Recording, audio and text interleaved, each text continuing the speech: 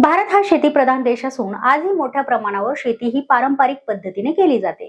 शेतीमध्ये मोठ्या प्रमाणावर विविध संशोधन होताना देखील पारंपरिक पद्धतीने शेतीला प्राधान्य दिले जातं।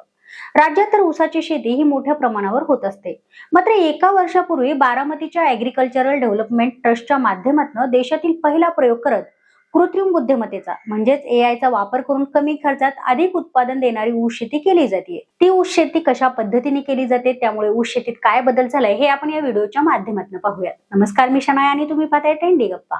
तर सुरुवातीला आपण ही सुरुवात कशी झाली ते पाहूयात। ऍग्रिकल्चरल डेव्हलपमेंट ट्रस्टचे विश्वस्त प्रतापराव पवार यांच्या दूरदृष्टीतून आणि पुढाकारातून सेंटर फॉर एक्सलन्स फ्रॉम व्हाईब्स प्रकल्पाची उभारणी झाली।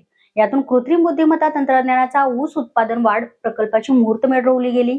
तसेच ऑक्सफर्ड विद्यापीठाचे संचालक डॉक्टर अजित जावकर आणि मायक्रोसॉफ्टचे कार्यकारी संचालक डॉक्टर रणवीर चंद्रा यांच्या मदतीने भारतामध्ये सर्वप्रथम ऍग्रिकल्चरल डेव्हलपमेंट ट्रस्टच्या कृषी विज्ञान केंद्रामध्ये या प्रकल्पाची उभारणी केली गेली आहे। तसेच याचे निष्कर्ष मायक्रोसॉफ्टचे मुख्य कार्यकारी अधिकारी सत्या नडेला यांनी त्याची नोंद घेऊन भारत दौऱ्यावर असताना या प्रकल्पाचं कौतुक देखील केलंय।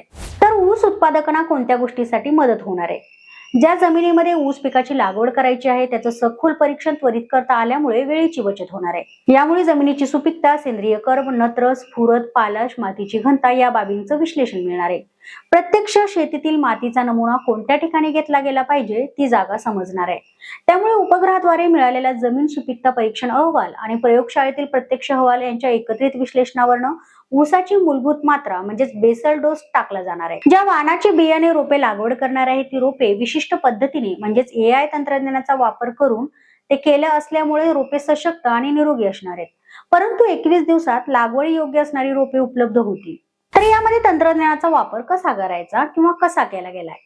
ऊस रोपे लागवडीपूर्वी मूलभूत मात्रेपासून ते ऊस तुटून जाईपर्यंत अन्नद्रव्य म्हणजेच खतांचे जैविक, सेंद्रिय आणि रासायनिक माहिती रोजच्या रोज VPED मिळाल्यामुळे पिकाला जास्तीत जास्त शोषण करता येईल। जास्तीचे पाणी देणं टाळल्यामुळे आणि खतांचं वहन वनस्थिरीकरण न होता 100% खते उपलब्ध होऊन शोषण होणार आहे। त्यामुळे 1.5 महिन्यांपासून फुटव्यांची संख्या, कांडींची लांबी, कांडींची संख्या, कांड्यांची आणि ऊसांची जाडी, ऊसाची उंची, कारखान्याला तुटून जाणारे ऊस आणि त्याचं सरासरी वजन, ऊसातील ब्रिक्स ही सर्व परिमाणे दुपटीने वाढून मिळणार आहेत।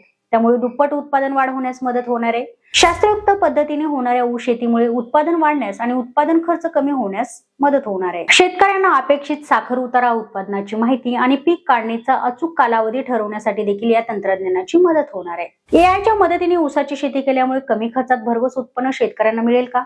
तुम्हाला काय वाटतं? कमेंट करून आम्हाला नक्की सांगा आणि हा व्हिडिओ आवडल्यास लाईक करा, शेअर करा आणि सबस्क्राईब करायला विसरू नका। धन्यवाद।